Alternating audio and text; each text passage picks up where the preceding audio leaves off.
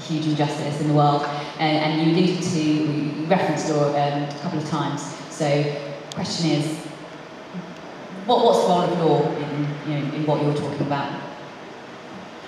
Well, within Tax Justice Network, we see lawyers as being key players in creating global injustice.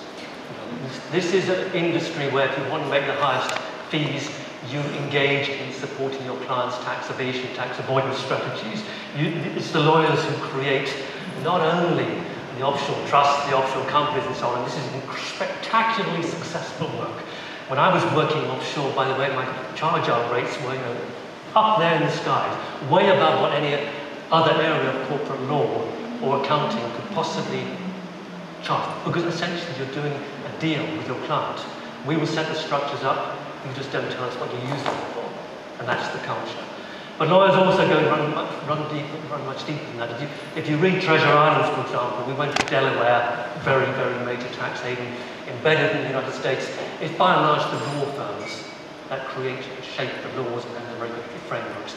And they're the people who lead the lobbying effort for this. Same in Jersey, by the way, law firms in Jersey. There's a thing called the offshore magic legal circle, or Google it, it'll take you straight there. You'll find that these companies really do lie at the heart of most of the toxic structures. There's a company called Morals, formerly Moral Defer and Jeune, an offshore legal practice. They specialized and did so from the late 1980s in securitization of collateralized debt obligations. Most of the CDOs that collapsed in 2007, 2008 were written in Jersey and the Cayman Islands. So the law firms play a very, very key part in all of this.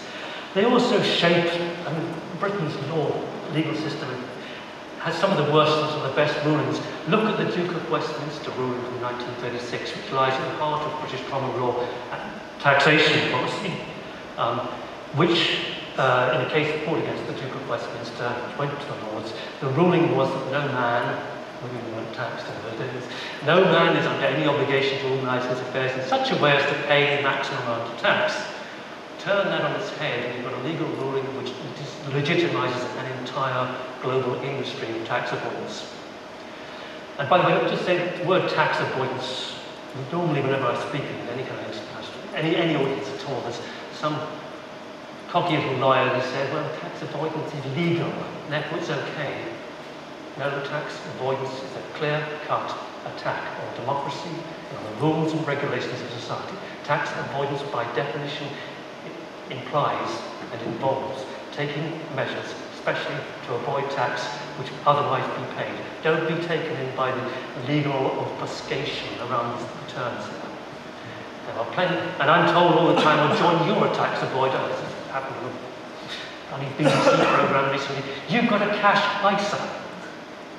No, a cash ISA, which is tax-free, is exempt from tax. You can't avoid a tax when it's not due. These are the legal games the lawyers play. And British law is filled with very, very bad rulings, which apply not only in Britain, unfortunately, but right the way across the entire common law world and beyond. That's why Britain is so important in this area. Well, thank you again for that, and congratulations on your level of concentration.